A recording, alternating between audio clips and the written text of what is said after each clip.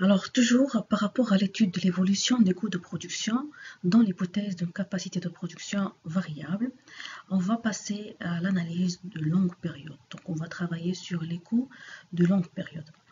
Alors, toute l'analyse que nous avons déjà vue avant porte sur le court terme. Ce court terme est caractérisé seulement par la variation du facteur L, étant donné que l'autre facteur K est fixe. Maintenant, nous allons porter l'analyse sur le long terme qui est définie par l'hypothèse de variation non seulement des effectifs de travail, L, mais aussi variation du volume du capital investi, c'est-à-dire les équipements, les moyens de production, les installations techniques ou même toute la structure de l'entreprise. Alors, l'entreprise peut donc s'étendre et prendre n'importe quelle taille ou n'importe quelle échelle. Ainsi, du fait que l'on raisonne à long terme, on soulève surtout la question des rendements d'échelle de l'entreprise qui vont influencer les coûts de production en longue période. Les rendements d'échelle liés à l'extension de l'entreprise engendrent ce que l'on appelle les économies et les déséconomies internes d'échelle. Alors, commençons par la définition des économies d'échelle. Les économies d'échelle apparaissent lorsque l'entreprise qui s'agrandit arrive à améliorer ses procédés de fabrication et de gestion et devient donc plus rationnelle et plus performante dans sa production. Les économies d'échelle apparaissent lorsque l'entreprise atteinte du gigantisme devient confrontée aux difficultés de contrôle. Il sera aussi confronté aux difficultés de communication, par exemple, difficultés de coordination, difficultés de lourdeur administrative, etc. Mais de l'autre côté, il y a d'autres économies et des économies externes. On va les définir tout de suite. Alors, les économies externes, elles résultent de ce gagne l'entreprise grâce à un environnement favorable. Par exemple, la construction d'une ligne chemin de fer, ou bien d'un aéroport, ou bien d'une route à proximité de l'entreprise, ou bien un autre avantage qui provient de l'environnement. Pour les déséconomies externes, elles résultent de ce que perd l'entreprise à cause de son environnement défavorable. Par exemple, la pollution, bruit d'un aéroport, encombrement des voies d'accès, ça peut aller jusqu'au risque de contamination par les virus ou autre chose, par exemple. Bref, dans l'analyse des coûts à long terme, on étudie les rendements internes d'échelle et on suppose que l'entreprise qui s'élargit connaît en général des rendements d'échelle d'abord croissants, puis constants et enfin décroissants. De ce fait, les coûts à long terme seront donc d'abord décroissants, constants, puis croissants.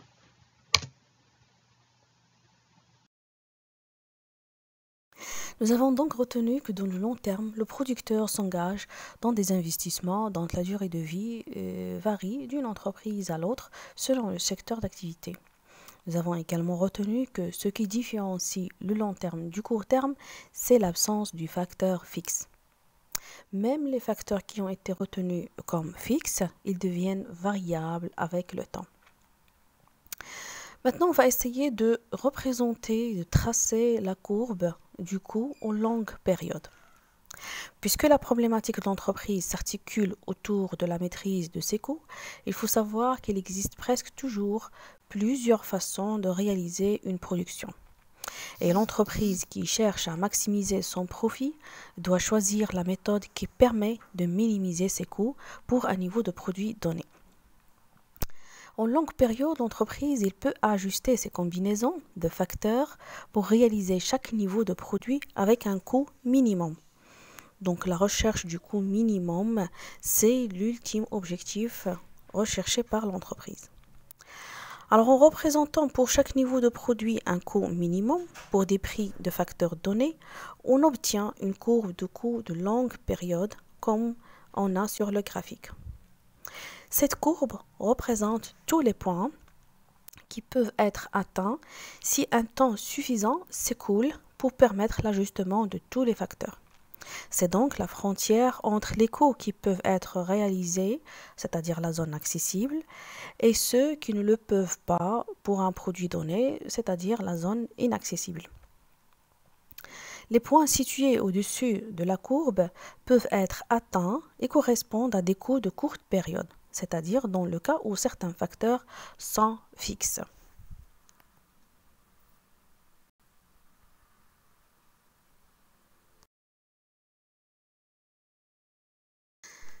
Maintenant, on va représenter le coût total de longue période. On va supposer qu'une entreprise se trouve en face d'une demande croissante sur le marché. Cette entreprise procède successivement ou périodiquement à un accroissement de ses équipements. Elle passe donc par plusieurs échelles de production. Chacune correspond à une nouvelle quantité d'équipements plus grande. La question est la suivante. La question est de savoir comment va évoluer sa courbe de coût total en longue période. Cette courbe, en principe, sera formée par définition de tous les points correspondant aux coûts minima successifs que connaît l'entreprise au cours de son processus d'extension. Ainsi, si on se limite à 3 seuls niveaux, par exemple, 3 seuls niveaux de demande, et donc à 3 niveaux d'équipement successifs, chaque équipement pour un niveau de demande, la courbe sera représentée comme sur le graphique suivant. Alors on peut observer, on peut dégager certaines remarques sur ce graphique-là. Premièrement, on va dire que la courbe du coût total de longue période, celle qui est en pointillé, et se présente comme une courbe enveloppe. On va le nommer une courbe enveloppe. Alors cette courbe, elle est tangente à l'ensemble des courbes du coût total global de courte période. Alors on va voir sur le graphique, c'est par exemple la quantité à produire était Q1, comme vous le voyez dans un premier temps. La meilleure manière de la réaliser sera l'équipement 1 ou la taille 1 ou les points qui appartiennent à la courbe du coût total global 1. Car lorsqu'on se situe sur cette courbe de coût total, le coût correspondant, si vous voulez, c'est de Q1 jusqu'à C1. Et ce niveau-là, il est principalement inférieur au niveau Q2, C2, qui correspond à un deuxième niveau de coût total global, qui est aussi inférieur au coût 3, Q1, C3. Alors, C1, C2, C3, ce sont des coûts totaux globaux de 3 niveaux.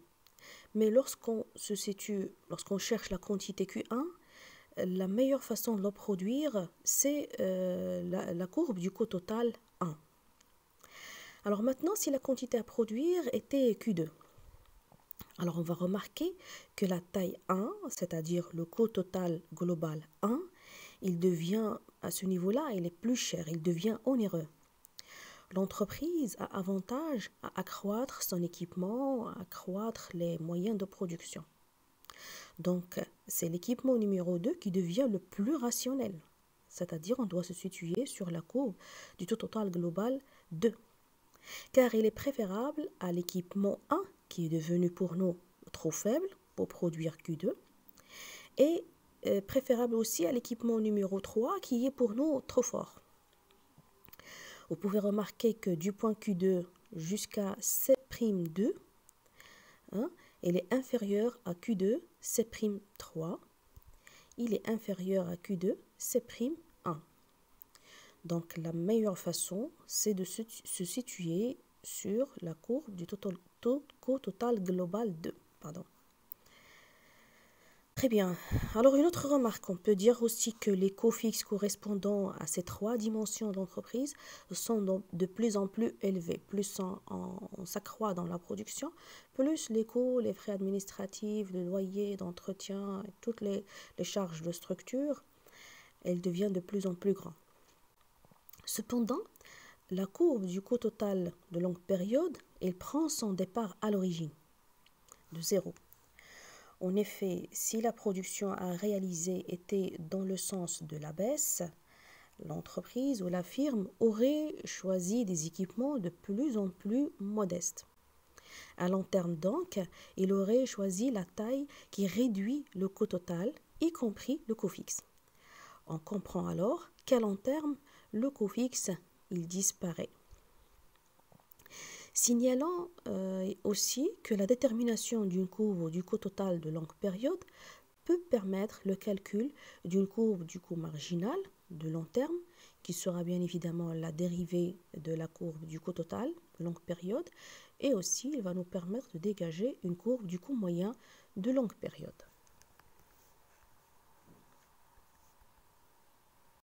Alors après avoir vu la courbe de coût total en longue période, maintenant on va voir la courbe du coût moyen de longue période notée CMLP.